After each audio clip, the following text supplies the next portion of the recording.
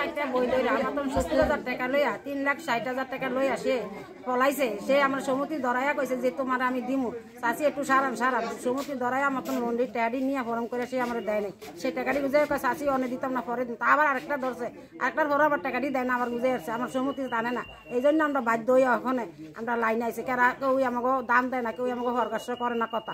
হেরা কথা ঠিকই কয়, আমাকে হরকাশ করে আমাকে একটা সান্ত্বনা দেয় না। এখন আমরা আর পারি না, না পাইলে আমরা সাংবাদিক জানাইলাম। এখন কি চান আপনারা? আমরা আমার সূক্ষ্ম বিচার চাই, মানে আমাদের সূক্ষ্ম বিচার চাই। আমরা আমাদের টেহালি আমাকে কিস্তিওয়ালারা মাইরে লাইতেছে, মান সম্মান আমাকে যাইতে আছে। আমরা এটার উপলক্ষ বিচার। আপনারা টাকা ফেরত চান? আমরা টাকা ফেরত চাই।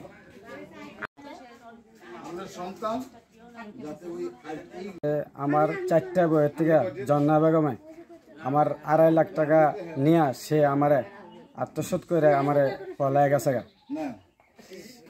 এখন আপনারা কি চান? এখন আমি চাই যে আমরা যে বিচারা বার করার আমরা একটা আপনাদের থেকে অভিযান চাই যে আমরা একটা ভালো আছে যে বাইতে আয়া আমাকে এটা সমাধান করে দিয়া আমাকে যেন একটু মুক্ত করে নিলে আমাকে মরণ ছাড়া এছাড়া উপায় নাই। কি টাকা নিচ্ছে? টাকা নিচ্ছে আমার ফলা অসুস্থ যে এনে গিয়ে বিপদও ফসে, তোরা টাকা উঠাই দিলে আমি চালাইয়া যাবো, আমি চালাইয়া তো কোনো মারতাম না জীবনে, এই টাকা কয়ে আমাকে আত্মসাৎ করে টাকা নিচ্ছে এরকম করে। এখন কোথায় জন্না বেগম? এখন জন্না বেগম পলাইছে কোথায় আছে তা জানি না। এখন আপনারা কি চান? আমরা চাই যে এখন যে আমাকে এটা কেমনে পরিশোধ করব সেটা আপনাদের থেকে আমরা অনুদান চাই। আমরা গরিব মানুষে, আমরা রিক্সা চালাই, আমরা 10 টাকা দেওয়ার মতন আমার ক্ষমতা নেই। মানে সারারাই আমাকে ডেলিভারি করে ভাঙে, আমাকে দ্বারা টাকা ওঠায় নিয়ে, এটি আমরা আপনাদের থেকে চাই।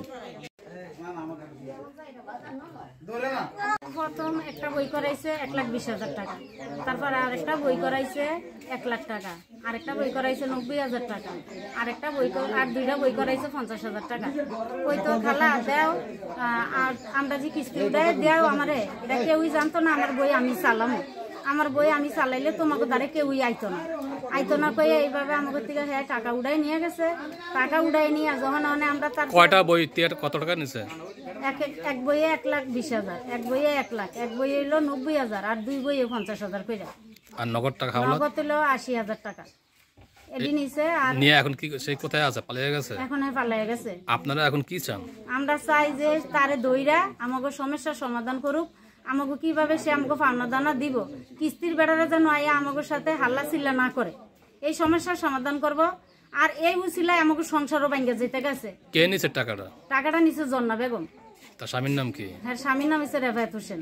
কোথায় থাকে স্বামী? হ্যাঁ, বাহারাম থাকে। তার স্বামীকে জানাইছেন? হ্যাঁ, স্বামীরে তো আমাকে জানাইতে কইছে। আমরা যদি কইতাম কইয়া দিমু, আমাকে হাত ধরতো পাও ধরতো, এই কথা কইয়ের না আপনারা। এই কথা কইলে আমার সংসার ভেঙে যাইব, আমি আস্তে আস্তে চালায় শেষ করবো। এই জন্য বলেন না? এই জন্য আমরা বলি নাই। এখন আপনারা কি চান? আমরা চাই যে আমাকে টাকা পয়সা দিয়া আমাকে কিস্তিওয়ালার থেকে আমাকে মুক্তি করুক।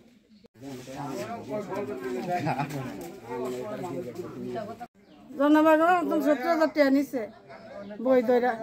কি বই ধরা? কিস্তির থেকে। এখন কোথায় জন্না বেগম? কোথায় না ফলে গেছে, ব্যক্তিত্ব টেয়া লই আমি কোথায় আমি কইতে পারি না। এখন কি চান আপনারা? কি চান? আমরা চাই আবার টেয়া ফিরত হেরে চাই। খুশি করা যদি আমরা একটু না হবে ঠিক কইতে